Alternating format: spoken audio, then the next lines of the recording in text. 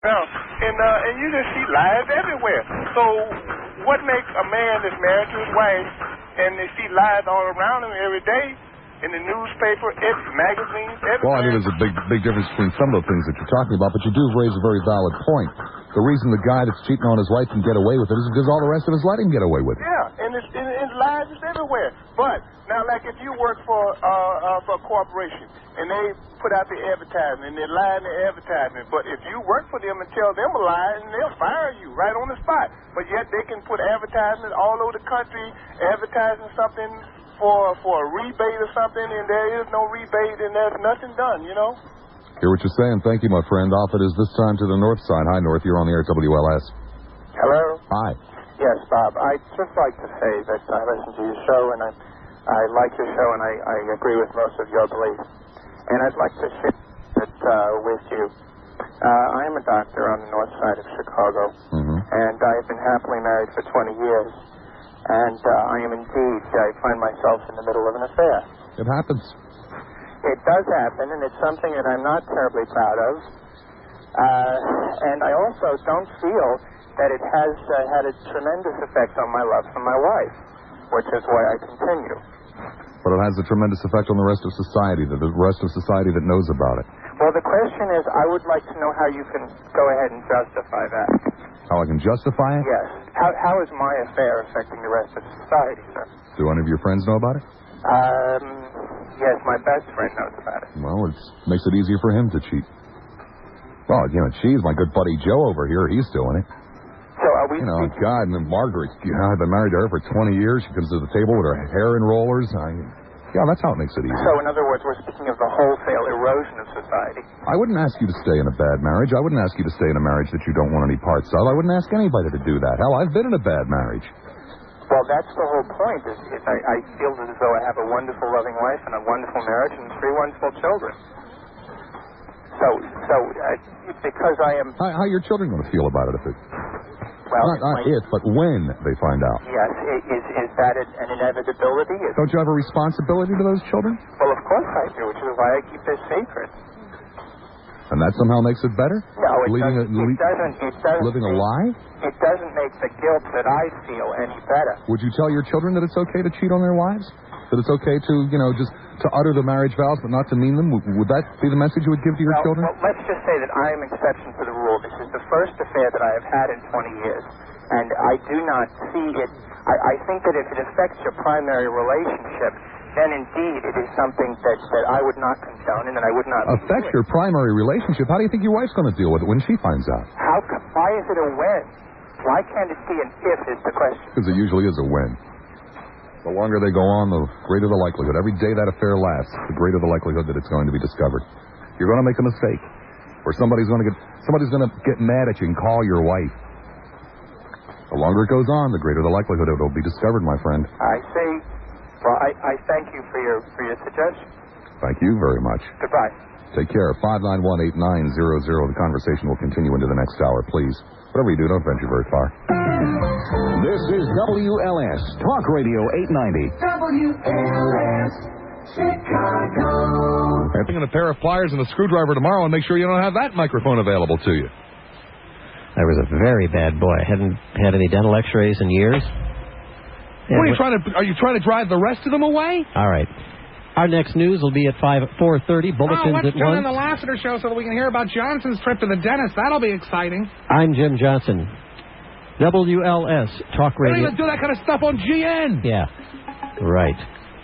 You should have been a dentist. I wish I was. I wish it was your dentist this morning. Yeah, we'd have a headline for you. Dentist fills wrong cavity. Now, here's a matter of opinion.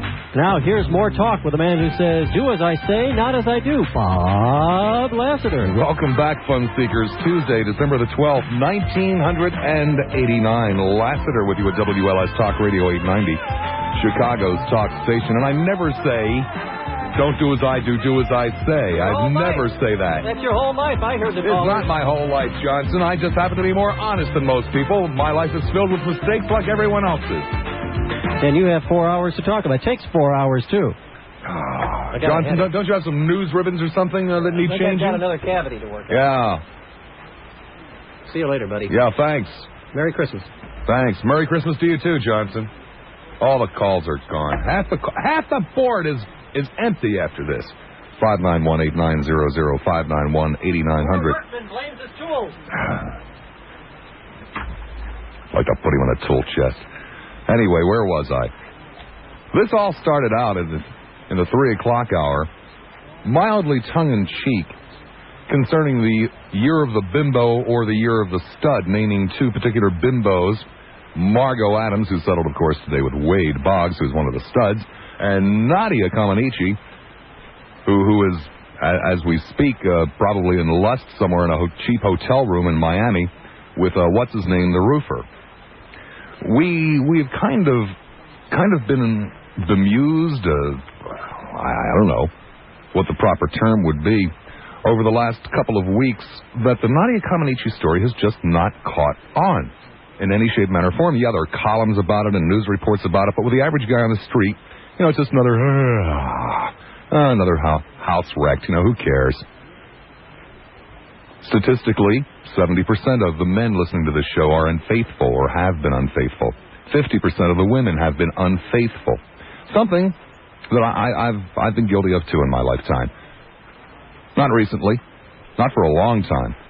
Because I take the institution of marriage very, very seriously, and I thought that this country took the institution of marriage. I mean, hell, we damn near elected a president on a pledge to bring back traditional family values. Well, what in the hell are traditional family values if you glorify or gloss over or overlook people who spit in the face of traditional family values? I would have thought that traditional family values meant, like not leaving your 4 kids and your 24-year-old wife for a washed-up gymnast.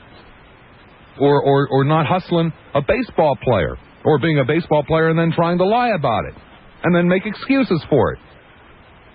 And then sign a new big contract. And get more endorsements. There was a time in this country when such things were literally illegal. Literally. I don't know that I'd want to go back to those times. Although I can justify it. But there was something else that kept people on the straight and narrow. It's really about the only thing that keeps people on the straight and narrow, and that's being held up to ridicule and scorn for when you're wrong. Dead wrong. And I can only assume that the majority of people in this country, and I do mean the vast majority of people in this country, want to keep their options open, Hey, you never know when that cute new secretary is going to wink. Or you never know when that new salesman with a cute tush is going to invite you out to lunch. Hey, your husband's not going to know about it. I guess that's what it boils down to, and I find that awfully disappointing. Incredibly disappointing. And so to hell with the year of the bimbo, to hell with the year of the stud. This conversation has evolved into, and I think it's probably a good sign, evolved into a discussion as to why we look the other way, why we aren't outraged by this. I mean, hell, people can scream and shout about a nativity scene or an atheist or whatever it might be. And it's not that they're not important issues; they are important issues. But what in the hell is more important than the family? And why in the hell do we seem to do everything in our power in this country to make it okay? To break one up. If it's convenient, hey, come on, she's got bigger gazungas than my wife does. I mean, you have to understand, To the south side we go. Hi, South, you're on the air at WLS. Hello, South side. Hello, Bob. Hi. Hi. I wanted to cast my vote for Boggs and his old lady. And not for Stud of the Year, but for Knucklehead of the Year. Because what he's done is he's given an example to Nadia and her boyfriend, and it's okay to do stuff like that here. Just nothing's ever done about anything like that, so they figure it's all right. I mean, who's been ostracized because they've had an affair in the press? What movie star or actress or anybody has society turned its back on? And it's these little things, these little breaches of truth that chip away at the foundation of our morality in this country. Well, I don't know. There's another way to look at that, too. Maybe it's easier for Wade Boggs and Nadia and the rest of the gang to do their carrying on because you and I carry on. It should be harder for them because they're instead of the other way around. Spotlight. It should be much harder for them because they're supposed to be examples of our culture. You know, I mean, you get away with fooling around on your wife, and then you get away with drunk driving in the press, and then you get away with maybe a little hubcap stealing, steal a car, rip off a 7-Eleven, sell some dope. I mean, these little bitty things build up to the big things that are undermining our society today. Well, I frankly couldn't agree with you more. I think you and I might be the only two people on the face of the earth that somehow find a correlation between running a stop sign and stealing from the 7-Eleven. There really is. Yeah, I mean, it just builds up. If I can get away with this, I can get away with more. Like this, I was just listening to the news about Helmsley. She should get more time and less of a fine. The money don't mean nothing to her. Not $7 million for her. That's nothing to her. 4 years is a long time, but I was stunned at the lightness of the sentence. She'll be out in 12 to 18 months. Right, really. And then another news item that they just had on about the NCAA recruiting violations. This all goes back to getting away with little things here and there. Well, you brought up Leona Helmsley. Here's something I haven't mentioned before. When I saw it, I was personally stunned. Those ads with Leona in them continue to run. I mean, here is a woman who is a convicted felon. Mm-hmm. She wasn't sentenced till today, but she was convicted a couple of months ago. But in our society, the magazines will continue to take the ads, continue to take the money, promoting a convicted felon. Yeah. Good grief. Remember some years back when Otto Kerner was convicted. I mean, they were having all kind of dinners and cocktail sips for him, almost like he was a celebrity. That's same with these Gray Lord judges. I mean, they're getting convicted left and right, but you don't see a lack of corruption in our courtrooms. They got another investigation going on in our courtrooms. I mean, these people are not afraid. That's because we don't hold wrongdoers or immoral people up to ridicule and scorn. No, not enough. Not enough. Now, I agree with you. They should be ostracized. We should print something on their forehead, let people know who they are and what they've done, because we forget about them too quick. News comes too fast and too frequent, and it lets us forget about things. You know, we could be concentrating on one news item today, and San Francisco shakes, so we turn around and we concentrate on that. Then something else happens, we turn around on that, and we don't follow up on things. You know, in 1984, we had two men running for president, both of them saying that they were, really, or not, one in 1984, one in 1988, excuse me. We had two men running for president on the traditional family values ticket. One was Ronald Reagan, a divorced man who fathered a child out of wedlock, or at least impregnated a woman out of wedlock. Not that should have made Ronald Reagan forever ineligible to be president or dog catcher or anything else, but the guy never really admitted to it or apologized for it. We have another guy in 1988, Pat Robertson, running on the traditional family values ticket, who did the same damn thing. And then says, well, yeah, you have to understand that's before I was a Christian. You know what? It's because a lot of people take the public for granted. They just think the public are a bunch of damn fools. We're going to forget about it. They can slide that by us and stuff. And what happens is we do. We do, like you say. You go to the supermarket, you don't hear anybody outraged or talking about it. Most times people forget. They don't care. You know? Thank you, my friend. All right, thanks. Take care. Yeah, I told you I've done it too. I was 21 years old. If you'd like to know the details, I'd be delighted to tell them to you. She was a married woman. She was a receptionist at a radio station. I didn't even like her. I was just new in town. You know when it ended? The day her husband came in to pick her up for lunch, and he knew nothing about what was going on. Absolutely, positively nothing. Suspected nothing. And I looked at the poor guy's face.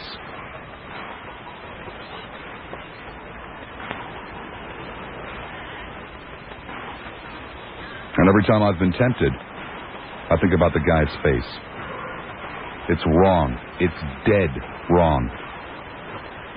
591-8900. To Schaumburg, we go. Hi, Schaum. You're on the air at WLS. Hold on. Hi. You know, your last person that was on sure had a lot of things on the head. And I also vote for this Nadia. But, you know, I think today that women have taken on this cavalier air that, you know, they can do anything they want. That, what I want, I'm going to get. And it's I don't know. I was as outraged as you when Nadia, when she says, so what? That's the cavalier attitude that I'm Turned my stomach. It turned my stomach. If it was up to me, I would have put the little bimbo in the first plane back, and I don't care what happened to her when she got off. I agree, but Bob, it really is true that society has really condoned all this crap that goes on, and I don't care, and you got a bunch of wimps, like last guy said, I think a bunch of whips in politics and running our cities, counties, state, whatever, they turn their heads and they do the same thing. How do you fight this type of thing? We got a bunch of wimps who sit at home. It's not just the guys in politics. It's all of us. 70% of the men, 50% of the women. That's outrageous. Well, I kind of agree with you that they all want to leave their options. Well, I don't want to condemn anybody because maybe I'll end up doing the same thing, And, it really is disgusting. And I've lived 64 years, and I'm not a prude, but I still think I was brought up with morals and principles, and I live by them. And this thing of, it's kind of live and let live deal. I've heard people say, I neither condemn nor condone what somebody does. And I think that's kind of the prevailing attitude, And I don't think women's lib has done women any good at all, except to make life miserable for most of them. Well, it depends upon what you mean by women's liberation. I don't see why a woman should be any different than a man. If you go out into the workplace, if you go out into the regular world, as a man, you're expected to maintain your vows, and I would think the same of women.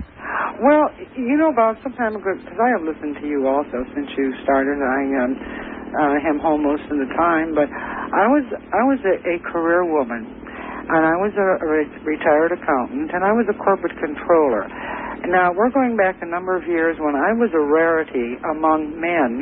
Women were not accountants, and I'm going back in the early 50s. And I want to tell you that women's lib didn't get me where I got there all on my own, and by playing the game and being a diplomat, being very businesslike, really acting like what I wanted to be and where I wanted to get. And not any poses or anything else, and I was a tough broad, too. But I had the respect. I never ran into chauvinism. I don't know, maybe I'm a rarity, but I think it's how you conduct yourself as to whether you make it. And women today think they have it coming to them. And I did it the old-fashioned way. I earned it, as to make that sad quote. Well, it's good talking to a tough broad. Yeah. Thank you. Take care. 5918900. Cloudy, continued cold with the chance of snow tonight. Cloudy with snow likely tomorrow. An overnight low of 7. A high tomorrow of 23. Right now it's 16, the official temp. Along the lake, 14 degrees. WLS Skyview Traffic with Bill Keller is next. This edition brought to you by Head Start. Bob, on the north, on the numbers 5918900, 5918900. Wicker Park. Hi, you're on the air, WLS. Oh, hi, Bob. Hello. Hi, doing fine. Yeah, in response to your initial question, I think it's Boggs who was a real jerk. I mean, I can't believe any. I do think that the part of the problem with Adultry is that we live in a society that accepts the Jimmy Carter dictum in the Playboy interview that there's lust in your heart. So even if you find someone of the opposite sex attractive, the mere fact that you would find them attractive, and if you're in another relationship, is tantamount to adultery to many people. So it can't be articulated, and if it's discussed, then even brought up before any act were to take place, then it's almost as much bad news to the person who would receive the information. But what I really wanted to say was John Tower is my vote for Stud of the Year. John, I forgot all about John Tower. Yeah, well, John Tower, even though he wasn't, anything was proven, though nothing was ever, there was no factual evidence, at least, that was brought to our attention. Oh, no, I beg your pardon. There was a remark. I'm trying desperately to think of exactly what it was. I'm going to have to wildly paraphrase, but it was something to the effect of, well, so what if I didn't keep my marriage vows? Oh, no, he said that to the National Press Club, and I know what you're talking about, but he didn't suggest that he didn't keep his marriage vows. What he suggested was that there were many people in the press who hadn't kept their marriage vows. He never admitted it. He just reminded them that they could be equally as guilty. He said this at the National Press Club right at the time that he was going through the confirmation hearing. You sure he didn't add an either to that? Oh, no, I won't grant you that it's gospel, but I saw the interview, not there, but I watched the interview, and it was not my understanding that that's what he said. No, it's been some months, so perhaps you're correct. But I did understand him to say that you people are not, you people didn't live up. There are many people in this room who wouldn't have lived up to the vows because they called him on it. The question came in the sense of that he had pledged not to drink alcohol. So he had become. So they asked him, well, you made marriage vows and you're divorced. And his response to that was, many of you have made marriage vows and you haven't lived up to those vows. That's how I remember it came about. I could have sworn there was something even more outrageous than that, because I have a vague recollection of coming on the air the following day and ranting and raving and just going insane over it. You may be right. So I take it you heard the speech. I didn't think it came in that speech. I thought it came in the Senate hearings, but you know, it was, a year and a half ago, and I suppose there's a distinct possibility that my mind may be a little bit cloudy on this issue. It wouldn't be the first time. Well, in any event, it's a pleasure talking to you. I enjoy your show, and John Tower is definitely the stud of the year. Thanks a lot. Take care. 591-8900, 591-8900 to West Chicago. We go. Hi, West. You're on the air at WLS. West? Yep. I was in the Canadian service attached to the British during World War II. We had a lot of retired Anglican and Catholic priests assigned to our squadrons. One of these Catholic priests said that fornication before marriage usually leads to adultery after marriage. Then he said two great dangers in this world are the sophisticated man who tends to become too sophisticated, that's Tower, and the common man who tends to become too common. That fornication and adultery tend to be the center of these extreme. I think there's a real big difference between what you're calling fornication and adultery. A real big difference, because adultery is the breaking of vows. Right. Vows made to another human being, I know. whether I've it's been married 40 years. I know. in front of a priest or a judge or just two people cutting a deal by themselves on a park bench. Yes, but he still said that they tend to be the center, both of them, of these two dangers to society, immorality. I know you can promise a girl anything before you get married. I've been married for 45 years. I'm 70 years old. But when you promise God, you're stuck, and that's the way I looked at it. Take your hell here or take it afterwards. This is the way I approach marriage. But he claimed that the two were a danger because if you had sex before marriage, you would possibly have it after. And then he said Christ can only take you from amoral to immoral, instructed. Then you must put a handle on yourself and change yourself. This is what... Sir, Christ has nothing whatsoever to do with it. It's what's right and what isn't right. Well, this is what Tower's doing. You know, if you need Christ in order to do what's right, then I feel sorry for you. I and a lot of other people don't need Christ to do what's right or what's wrong. We know what's right and what's wrong. Yes, and breaking a promise is wrong. But some of us do. You know, Reagan kept going around and talking about God. You don't know what God he was talking about. Out in California, a lot of people belong to churches and they go down holes with snakes and stuff, you know. Well, I don't think Reagan belonged to such a church, sir. I'm virtually positive of it. Living proof there is no God. Here's Bob Lassiter. What does that mean? You would have been struck down years ago for your hate, vengeance, and your cruelty to newsmen. It's in the law books. It's here. I've never been hateful or vengeful with newsmen until recently. Very recently, perhaps 4, 5, 6 weeks ago. Now that hurts. That hurts. Here's a man that I was put together with. A marriage of a shotgun wedding, perhaps, but one that I hoped would work out. And I've been greeted with cruelty. You have not made our marital bed a place. Perhaps if you weren't always trying to work in dirty stories in your newscasts and trying to hit on me. Me? One time I had a dirty story. One time. And... referring to the presidential balls, that is a season of festivity in Washington. The people know about that. They know I'm innocent. Stuff deliberately. I do not.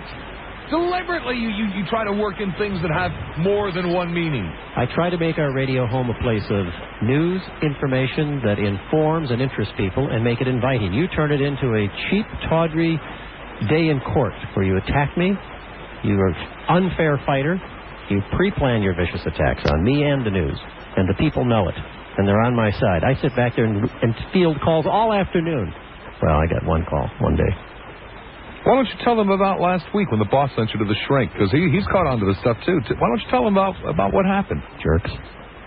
About how you sat there and the shrink went up to the board and he drew a straight line and he said, well, what does that remind you of, Mr. Johnson? And you said a naked man. I said it reminds you and then he drew a parallel line, and he said, what does that remind you of, Mr. Johnson? He said, a naked man looking at a naked woman. And he drew another parallel line, and he said, what does that remind you of, Mr. Johnson? And you said, a naked man looking at a naked man and a naked woman making love. And the psychiatrist threw his notebook on the floor. And he said, Mr. Johnson, I have never encountered anybody with a dirtier mind. And you responded, me, you're the one drawing the dirty pictures. Why don't you tell him about that, Johnson? You paid for my psychiatric visits, you and your contributions to the company plan. You're disgusting. And isn't there some medical secrecy here?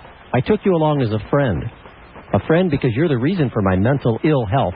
If anybody brought my anxiety attacks on, it's being paired up with a Bluto, a chain-smoking Bluto. Mr. Grump. You've attacked me in the Christmas season. You've driven me from my spirit and to the spirits, I might add. Should I go now? Yes. I'm sorry. It had to be said, though. You've driven all the callers away again. Give out the phone number one more time. Excuses. Excuses? Oh, am I still on? I'm sorry.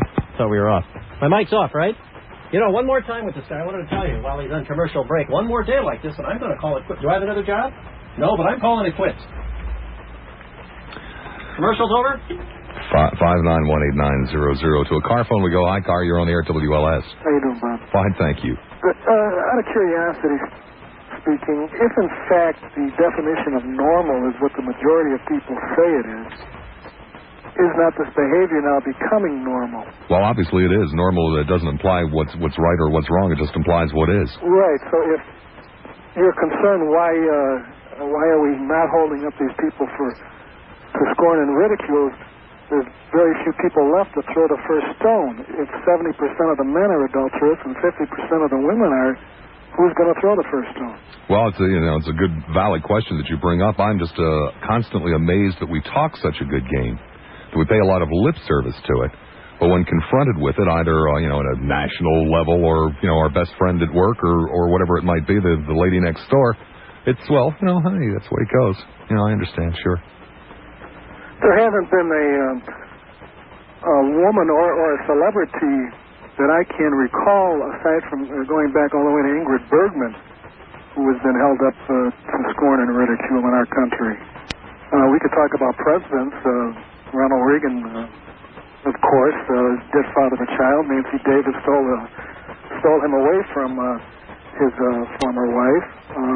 Dwight Eisenhower supposedly was having an affair with his female chauffeur. John Kennedy. There are questions about Lyndon Johnson. About the only guy there isn't a question of is Richard Nixon. Oh, Franklin Roosevelt.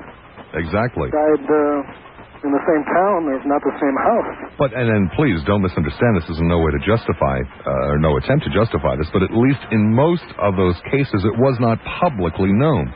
In those days, had it been publicly known, then the course of history may well have been changed. Today, it just doesn't make any difference. But is it any more prevalent today that we know about it? Or was it going on back then and nobody... well, sure. Was it going on back then? Yeah, of course. I suppose there's been adultery as long as there's been marriage.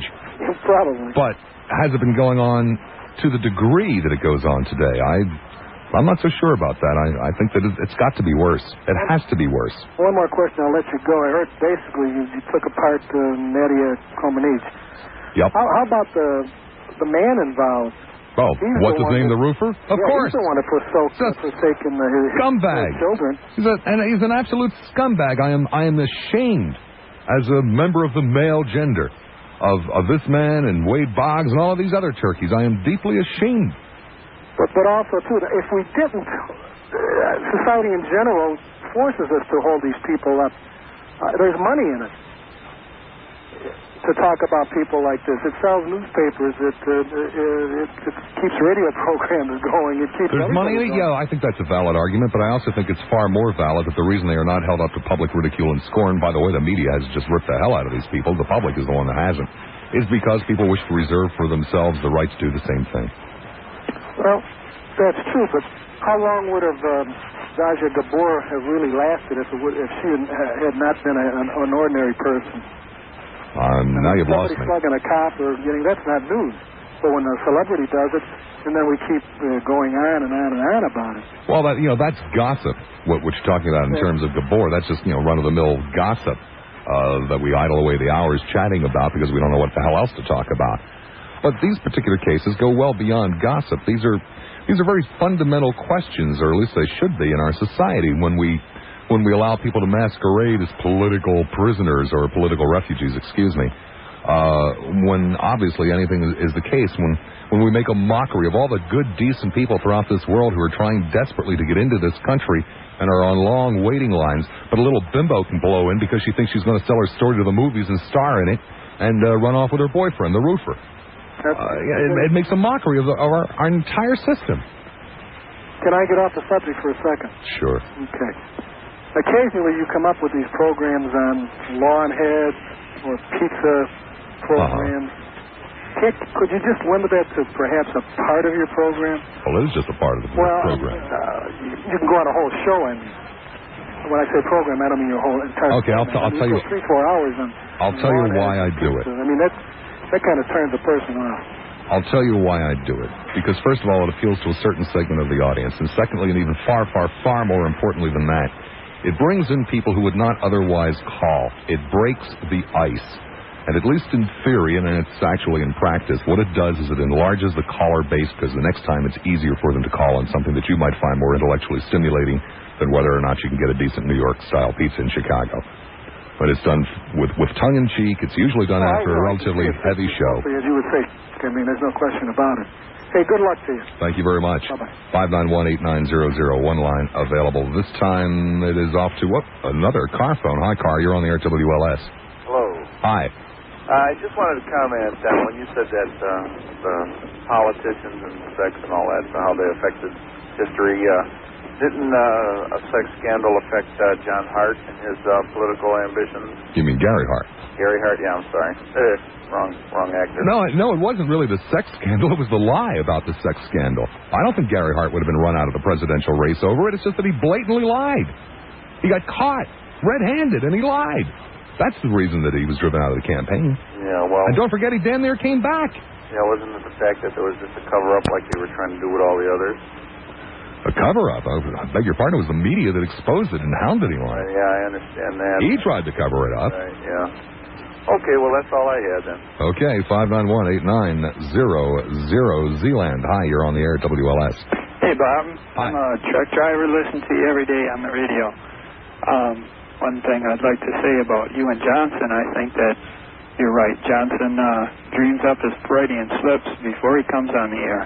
Oh, it's disgusting. Yeah. Just disgusting. I think he does. And the other thing I think he's working for Wade if you really like to know the truth, and he's trying to lower the show. Yeah, I think so. The other thing I'd like to say is I often disagree with you, but once in a while you really hit the nail on the head, and that's what you're doing today, and you're in your best form. So that's what I'd like to... Well, you know, I truly am amazed. In many respects, I'm a prude. In many respects, I'm very, very old-fashioned.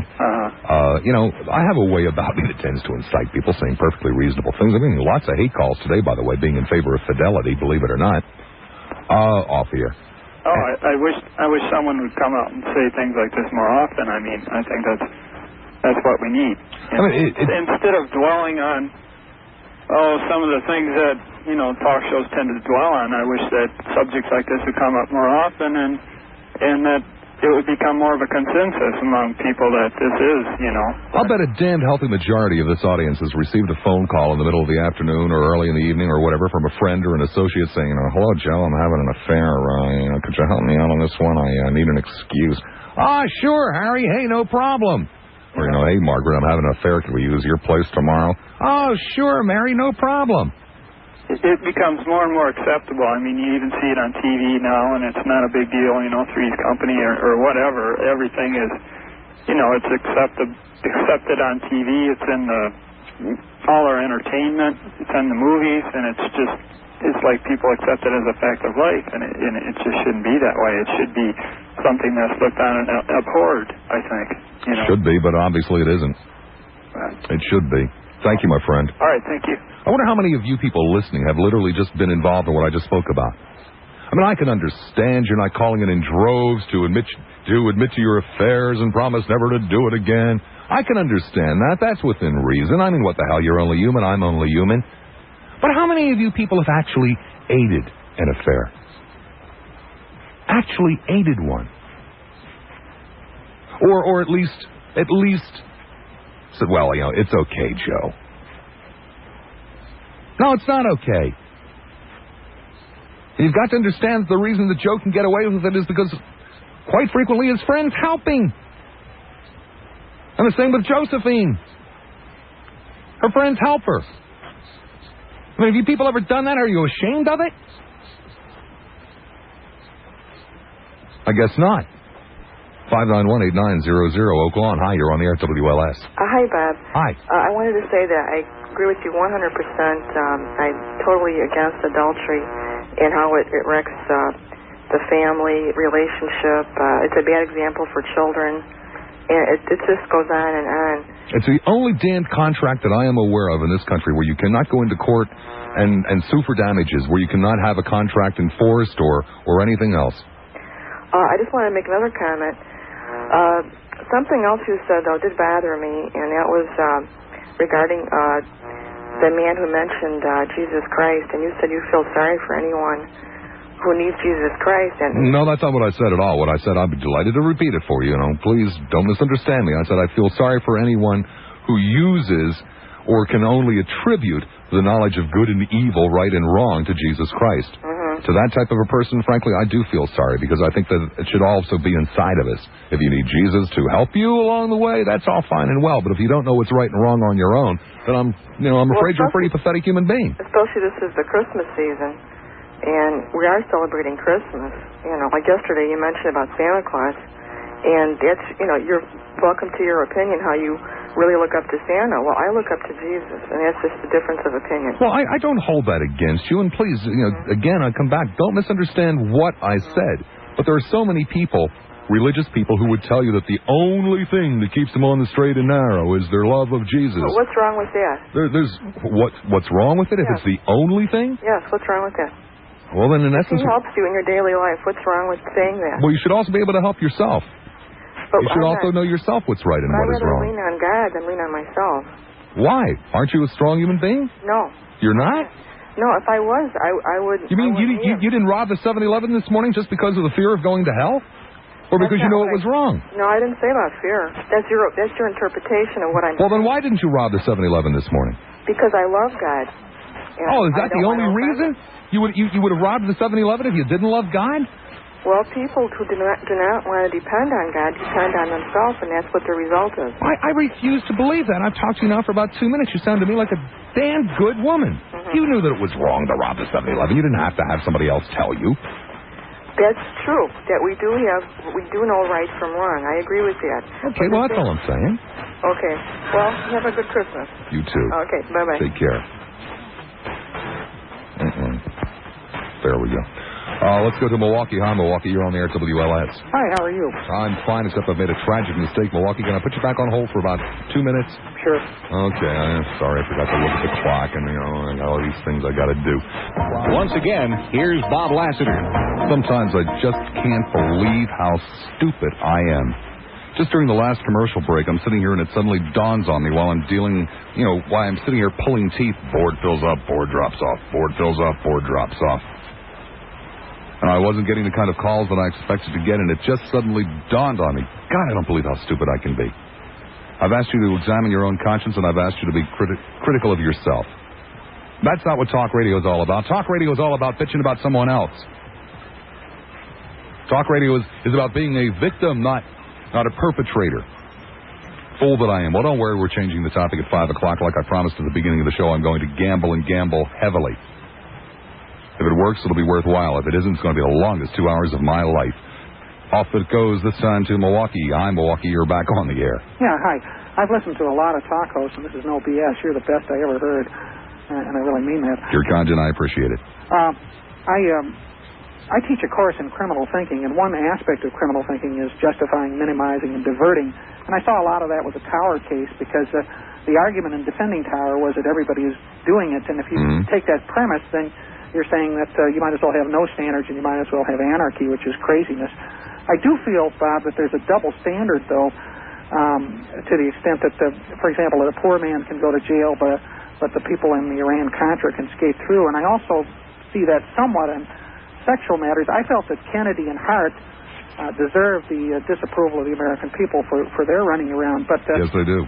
The only thing that I ever read you could read about it was in the alternative press about Bush's affairs. And with Dan Quayle, the interesting thing there was that, everybody said, well, Parkinson is doing this because she's getting big bucks to be in Penthouse, but the information that she gave to the FBI was back in 1981, well before she knew that Quayle and her were going to get any notoriety on this, and yet somehow the press gave Quayle a skate, and I could never figure out why, because he tried to get over with her.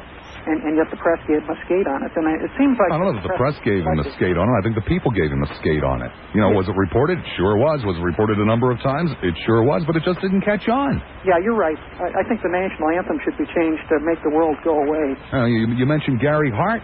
How many of us went out of our way to get a look at the picture of the girl? Mm-hmm. Whoa, Gary did okay on that one. Good-looking bimbo. Ho, ho, ho. Gary Hart wasn't driven out because he had an affair. Gary Hart was driven out because he lied and got caught. And it became too much of an embarrassment. Yeah. And I agree with your point. I think your point is well taken. And I think that, people have to look into the consequences of their actions. And when you act irresponsibly, you get negative results. Well, the problem is, people aren't going to do that. You have to help people look into the consequences of their actions. You have to make sure there are consequences. I agree. It's getting too late to lecture. Thank you very much. I appreciate it. Thanks for holding. Thanks for listening. Take care. Off it is to the north side. Hi, North. You're on the air, WLS. Bob, how are you? Fine, thank you. I waited a long time, but it's well worth it. As your last caller said, you are the best.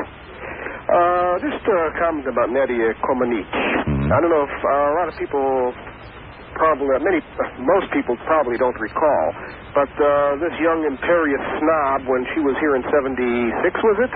It must have been 76, yeah. Something like that, 76. Yeah, 12, 13 years ago. She snubbed Mayor Daley. He invited her to Chicago, and this piece of whatever you want to call her, snubbed Daley. She said, no, I'm not coming to Chicago. He invited her to Chicago, period.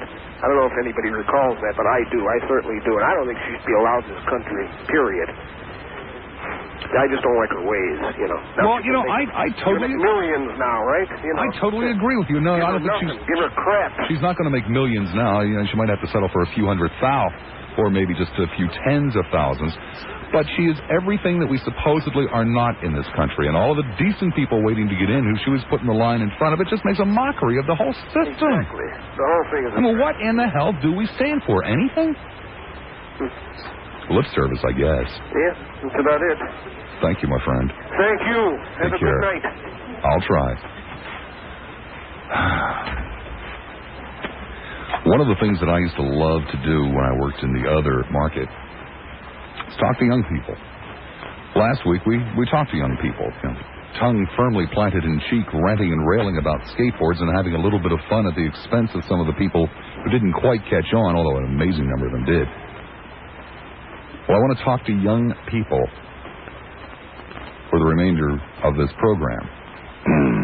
I know they are there, and it gets a little bit touchy and a little bit risky, but when we come back after listening to Johnson try to slip in a few more things... Have some respect for a change for your elders. Johnson. Earn some respect. Respect is earned, Johnson. Not given, earned. Then I have a big problem. Yes, you do. Nonetheless, that's what I'd like to try to do. Like I said, it could be a very long 2 hours, or it might be quite interesting. Guys, it's up to you. This is WLS, Talk Radio 890. WLS, Chicago. Bob Lassiter.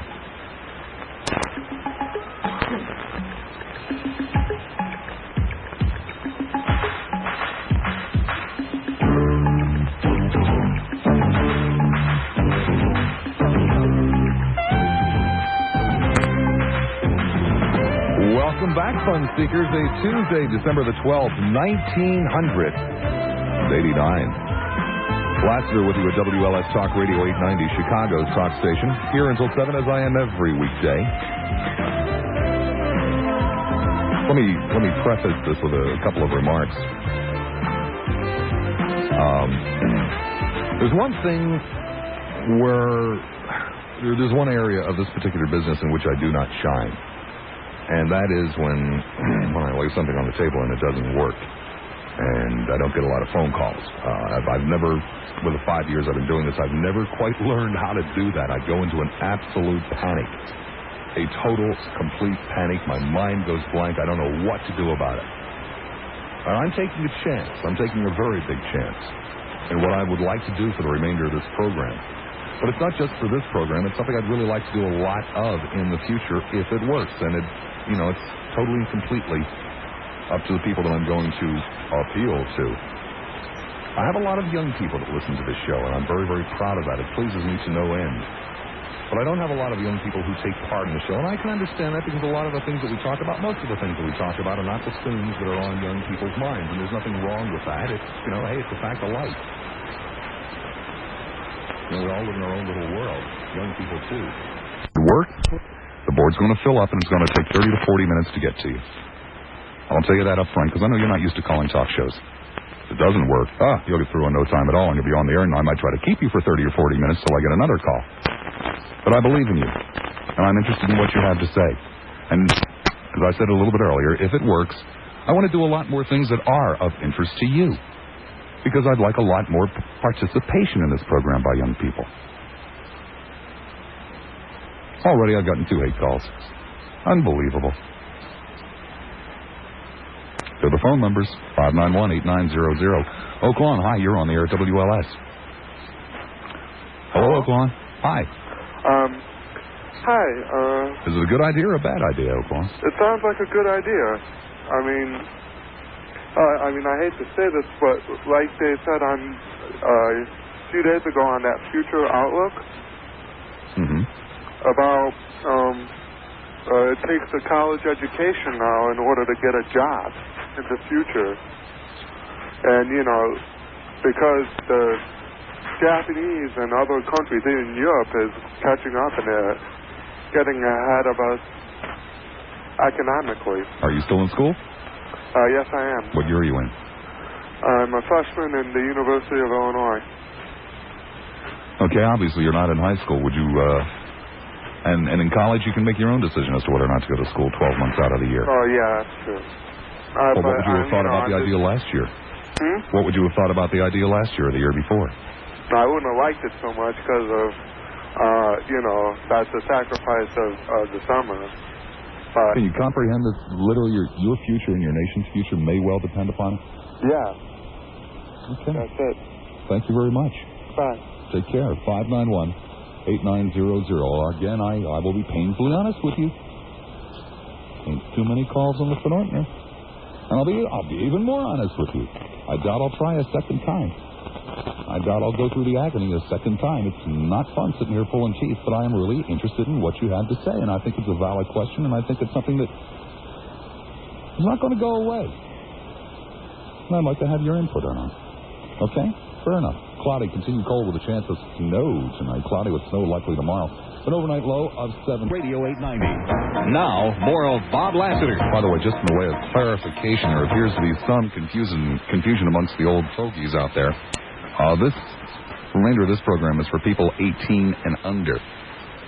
We spend an awful lot of time talking about how young people should behave or how they should think or what they should do, and we don't spend enough time talking to kids about it. So 18 and under, you old fogies get the rest of the show all the other days. Off it is to Hammond. Hi, Hammond. You're on the air at WLS. Oh, this is Ron. Hi. Yeah, I'm going to Clark High School, and now with this topic, school all year round, I was never much for, going to school in the summertime, my opinion, and I think, it's sort of what you, it's all there, it's up to you to make the most of it. Yeah, but what about the two arguments? First of all, concerning efficiency, and secondly, concerning the fact that after a 3-month vacation, it takes several weeks, if not a couple of months, to get the kids up and running again. Well, I think it all depends on your attitude, Like, I've always been one to, I got just about straight A's, I try to keep up my grades, I try to do my best, and it sort of depends on your attitude towards, Well, obviously you're the exceptional student. Would you make a sacrifice for the guys who aren't as exceptional as you? Well, what do you mean by exceptional? If you're pulling straight A's, you're an exceptional student. Well, I know exceptional, but I don't know what grades really mean. It means that you might have a good work. Grades don't mean anything, but we've got to have some kind of standard by which to measure progress, and that's all grades amount to. Yeah. Okay, but I don't know what, like you mentioned, all aspects of education, arts and literature and math and everything, Of which there's just not enough time right now to teach. Yeah, but what I'm saying is, summers are great for kids. I enjoy them as sort of something to work towards. If I give out my best, put forth my best effort, for those. What do you want to? Please pardon this. I don't know that I've asked this question in years. What do you want to do when you get out of school? I almost said, what do you want to do when you grow up? That would have been an insult to you. But what do you want to do? No, that's a rough question for someone my age to answer. Well, surely you must have some kind of an idea. No, I want to keep all the options open. I don't know. I just say what I want to do is something that's sort of magical. I mean, it's hard to put a combination of like something that's physical and something that you could use your mind at the same time. I'm a very physical person, and I think that those two could work together. If you could find a job that could combine them, that's. Or would you believe me if I told you that learning a job skill, be that welding or be it international finance, all jobs have skills. Would you believe me if I told you that learning a job skill is nice and will get you a job, but if you were also more roundly educated, more broadly educated, then you'd be much more likely to advance even further in that field, to the point of, maybe becoming the head of the company someday. Yeah, but then again, it's sort of up to you. Can't you educate yourself? You could be working 8 hours as most reading meters or something, collecting garbage or whatever. But if you have free time, if you're reading up, Educate yourself? Of course you can educate yourself, but unfortunately it becomes much, much, much more difficult when you get out there in the real world and you're working 8, 9, 10, 12 hours a day, and then when you suddenly find yourself married and have a family and other responsibilities, and there's a roof to fix and the back room to paint, you'll never have the opportunity in terms of the time that you have right now, and your mind will never be as flexible. Yeah, but don't forget, it's not something that you just do it and forget about it. I think it's just something. Even at that point in your life, getting married and everything, it's still going to be something that you're going to have to keep up. It's not going to be. But it gets harder and harder. Yeah, I understand that. And also, let me be brutally honest with you. There are things that you are likely to do as an adult that will also make it more difficult. Smoking cigarettes, a couple of cocktails here and there, a little bit of shenanigans that literally kill brain cells. Your mind will never be more fertile than it is right now.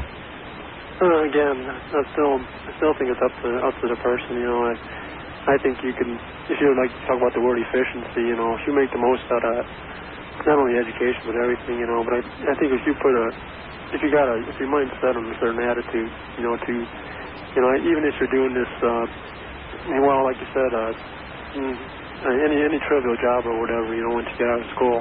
You're still going to have the rest of your life to straighten out and keep on track, including all these educational things you're talking about. You could still, even if you're not reading books or something, you could still be taking, continuing even, what do you call those? Continue education, yeah. Continue education. Adult ed, whatever. It doesn't even have to be organized that way in the school format. I still think there's a million ways you can educate yourself, like you said earlier.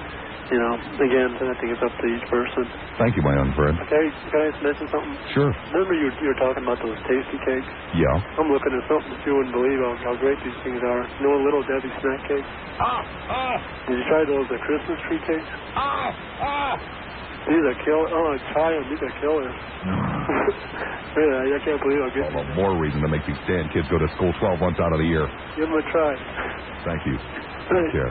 Vacations, and he wonders why he doesn't have people in their summer vacations. Yeah. Yes, we can sled, but only, to attack. I'm not attacking. What I am doing with the young people is getting their input on something that is occasionally talked about. And may well come to be one day. Don't stand for young people. They'll take away our vacations. Next, they'll take away your skateboards. They'll take away everything that's fun. He thinks the music is too loud. Young people are having too much fun. And yes, we'll go sledding. It'll make you feel, and we'll get a little sled for Bobby Lassiter with Rosebud on it. Sled. We'll get you one. We'll get you a little winter clothing. We'll get you a little one-piece suit. We'll get you a little hot chocolate. Your beautiful wife, Mary, will send you out the front door with a flask of whiskey under your under your belt and a cigarette through one of those. We're getting one of those. It'll look great. He did a snowmobile mask with a cigarette there and a little whiskey bottle under his arm. We'll tumble you out toward the lakefront, and I'll be there. Your Jimmy will be there to take care of you. I don't think you really want to go sledding with me, Johnson. Because I love you. You're probably trying to do me in. Just finish up the news. I love you. We'll go along the lakefront on an icy day. Perhaps bring a little puppy. It'll be such a beautiful sight. Right now, it's 14 degrees. Along the lake, it's 14. Our next news will be at 6 o'clock. Bulletins at 1. I'm Jim Johnson, WLS Talk Radio 890 News. Now, here's a man who is attacking your summer vacation and your youth, your children. Young people, unite. This man must be done away with. Bob Lassiter. Merleville, hi, you're on the air at WLS. Yes, this is Pat. And I was thinking, if you take away the summer, then kids that have to work for college will never be able to go to college because they won't be able to pay. Well, that's a very interesting point, and it's a valid point. All I can do is come back to the argument that I initially presented, which is it's an investment in your own future. And, come on, let's admit it, most kids don't work all summer to pay to go to college. You get the poor person that's going to school and he's using the summer to pay for his college, which his parents won't pay for. You take that away from him, he'll never get to college.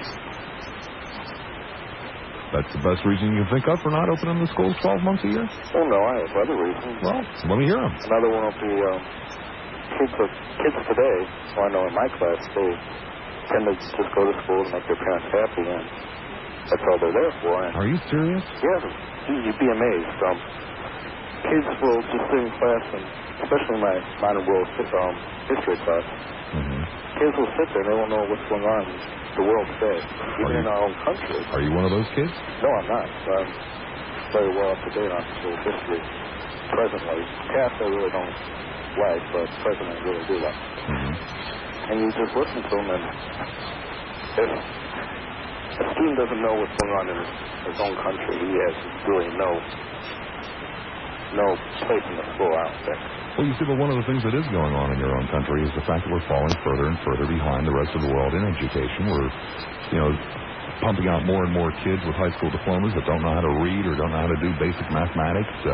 Right, I understand it, but you see, the average kid, he just learns what he does in school and then doesn't take that home and uses it. What could we possibly do to make school more interesting? I'm not going to use the word fun, but more interesting. What could we possibly do?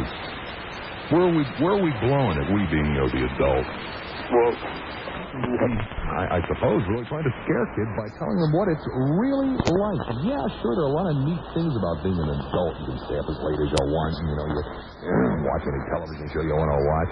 There are a lot of things that aren't an awful lot of fun about being an adult, like, paying the bills and keeping your job and putting up with a grim boss or whatever it might be. Would something like that help, do you think? I think it would. I think it would bring a lot of kids back down to earth into the real world. I think a lot of kids don't really pay attention to the world going on around them. It's their own little world, and they don't know what's going on over in the Middle East, or what's going on in Russia today and the Eastern Bloc countries. I think that's important, but let's see, you're in the 11th year of your education. 12. Oh, okay, I'm sorry.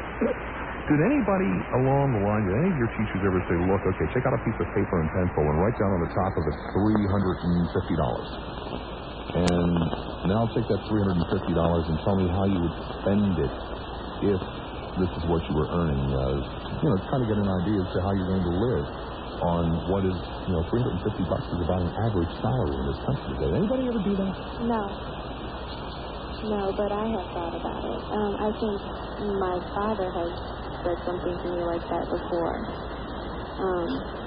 My parents play a big part in my life and my education, and I'm lucky for that. Yes, you are. Thank you. I want you to have you as a caller and everything. Thank you. Take care. 591-89. Education systems in those two countries and ours. I wanted to make a comment about that if I can. Please. Okay, in Germany, they go to school until about 1 o'clock in the afternoon. Their school year is a lot longer than ours. They have 6 weeks off in the summer. But they have around 16 courses that they take so children don't get bored. They've got a lot of different challenges there. In Japan, they go to school for a longer day than we have, but they do have a summer break. Now, How long is that summer break? Pardon? How long is that summer break? Not nearly as long as ours. Okay. Much shorter. Now, in Santa Monica, California, I don't know if you're aware of this, they've gone on a year-round school district there. No, I didn't know that. Yeah. What they do is everybody is off for several weeks, I think, like in a quarter system. Mm-hmm. I don't know how well it's working, but the reason they did it was because of the overcrowding. Well, obviously, when I, say things like a 12-month school year, I would have 4 or 5, 6 weeks spread out throughout the year. Maybe a week and a half around Christmas, a week at the 4th of July, that kind of stuff. They had to coordinate, though, that when they had younger brothers and sisters going to the grammar schools, they coordinated it with the high school so that they would all be off at the same time. They could elect to take a certain schedule, each family. What a That's a scheduling nightmare, yeah. And the other thing I wanted to say was that as we compare our education system to that of other countries, we have to bear in mind that our country is huge, and the control for education, I think, is with the states. Oh, yeah, And sure. with the countries that are smaller, like Germany and Japan, as we were talking about, they have a lot more control. It's a lot smaller, and they can control. Do you think you've got a good education system? I like my school, Valparaiso High School. I'm in drama club and foreign exchange club, and we have a lot more extracurricular activities. The comments were from the foreign exchange students that visited here is that we have so many extracurricular activities that wore them out. Have you been listening to the, an hour and a half at this point, the entire hour and a half? Uh-huh. I'm not hearing from average kids, am I? No. You're hearing from kids that really like school. Unless you're, 7 foot tall and can really dunk a basketball or have a deep voice and do a talk show. You got to have a great job, and to have a great job, you got to have a great education. Oh, yeah. Oh, aren't you being a little bit selfish if you want that Porsche? I mean, come on, just a couple of summers. Well, if it's just a couple of summers, I wouldn't mind, but if it's all the time, I mean, that isn't good, because you miss out on a lot of stuff. Yeah, but you say all the time, what, you're 13 years old? Yeah. Well, you're talking about 4 summers. 4 summers? Yeah. I kind of want, 2 at the most. I can write 2. I like the man that compromises. Yeah. Thank you very much, my young friend. Hey, thank you. Good luck on that Porsche. 591-8900. Madison, hi, Madison. You're on the air, WLS. School year. Why? And, because the party animal educational system is to teach kids, and I don't think you learn as well. Don't think you learn as well, but learning is an ongoing process, and when you stop learning, then isn't it a little bit more difficult to gear up and start again? Well, no, it's not. Well, the first response I'd have to that is that learning you do much learning you do during the summer. I mean, learning is not only an ongoing process, but it's something that you do in places other than school. Come on, you learn how to party during the summer. I'm not that old. I remember. You learn what the good parties are, right? Well, quite frankly, sometimes parties teach you something, too. Sometimes they teach you some social skills and things. Besides, you don't spend the whole summer partying. But what's more, I think that you simply cannot go a whole school year and continue to learn as intensely as you do in school. Some kids, we have problems with kids not learning, but I think those that attempt to do well in school, attempt to learn all that is taught, have a very hard time learning. But what about those countries where the school day and the school year is much longer, approaching a 12-month year? Or, 12-month year. What about that? It seems to work there. Why wouldn't it work here? Well, I think it wouldn't work here because we do have an accelerated learning program. I mean, to show that we only have 75% of the school year that other countries do, it's surprising that we're not further behind. And I think the reason for that is that we simply have more school. Our school is more intense if you actually intend to do well. And therefore, I don't think that necessarily more school is what we're looking for. I think we need to find a way to have kids learn what we are already attempting to teach them rather than just throwing more at them. Chesterton, I'm not familiar with your community. Tell me a little bit about it. Give me a thumbnail sketch. Okay, it's near Valparaiso. You had an earlier caller from Valparaiso, which means we're about an hour's drive from Chicago, northwest Indiana.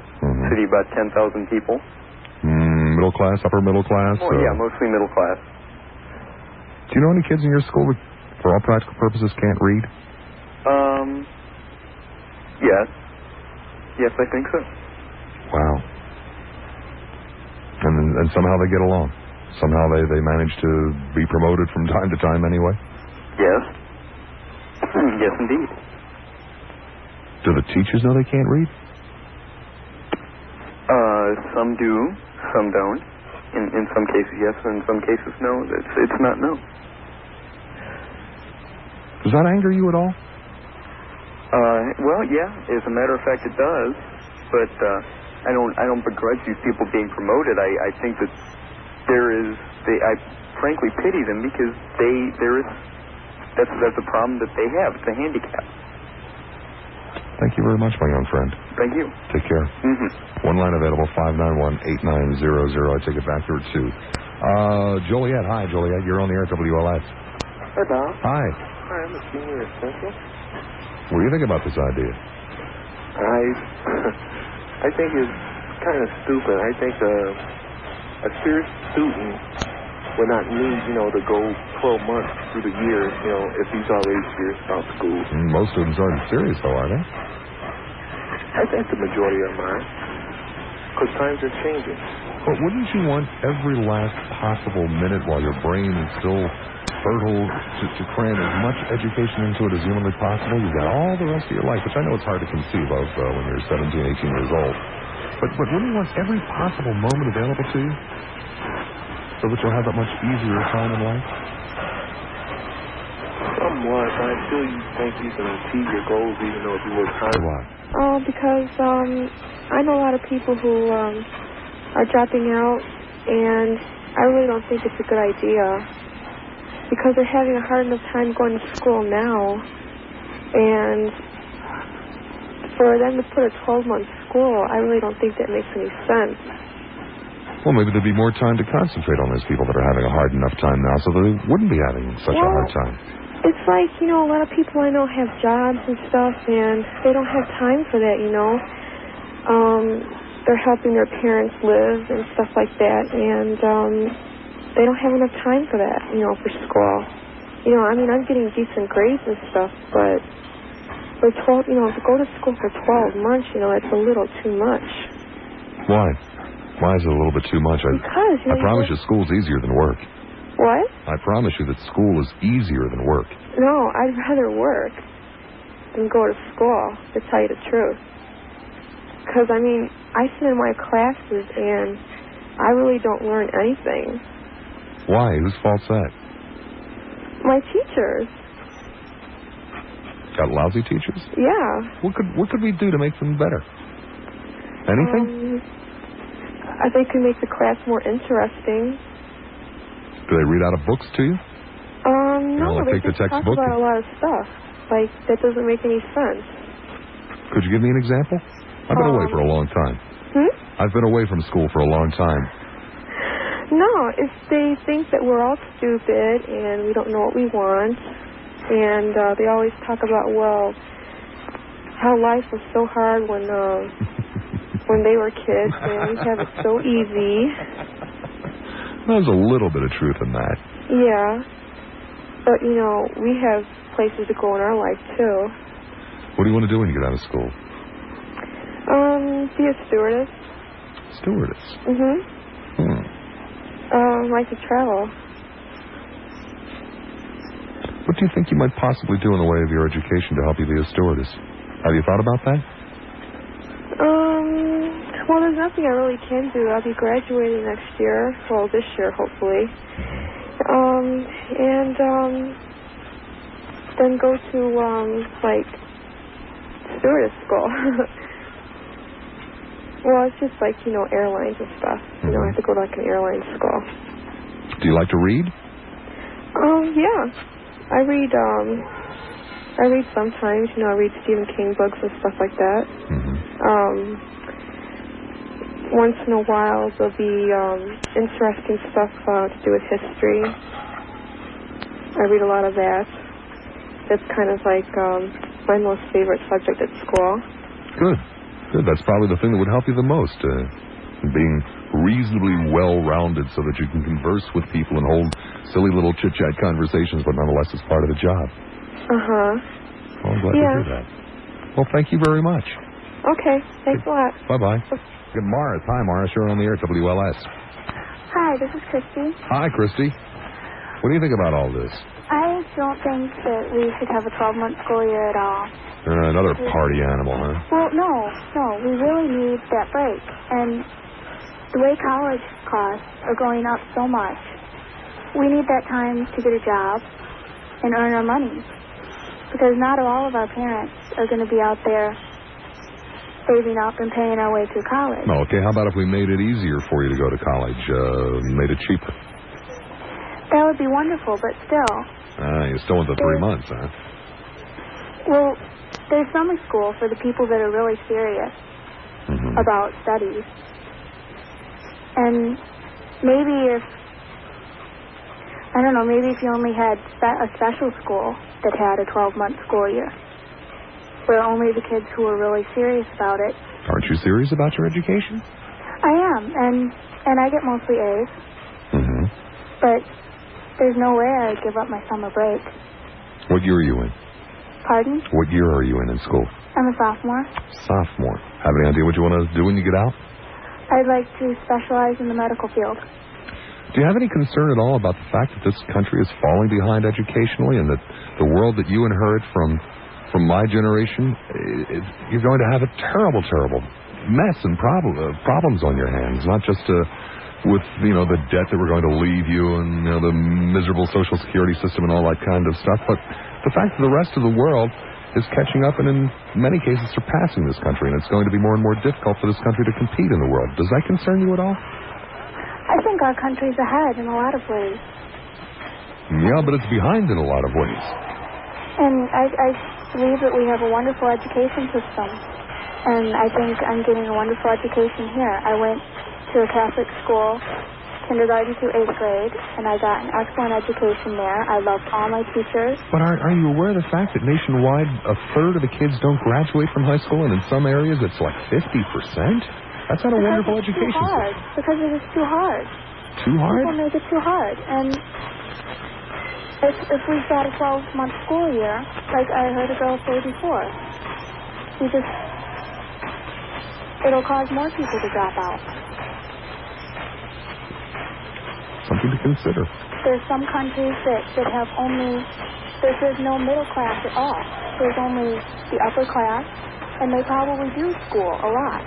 And then there's the lower class, who would end up in our future probably being the dropouts. And I don't think that we want a whole bunch of people that are totally rich and a whole bunch of people that are really poor, because we'll be making a bigger problem for our country. I thank you very much. Thank you. As a matter of fact, I thank all of you that took part this afternoon. It was a gamble. I kind of suspected you'd be there. Glad that you took part.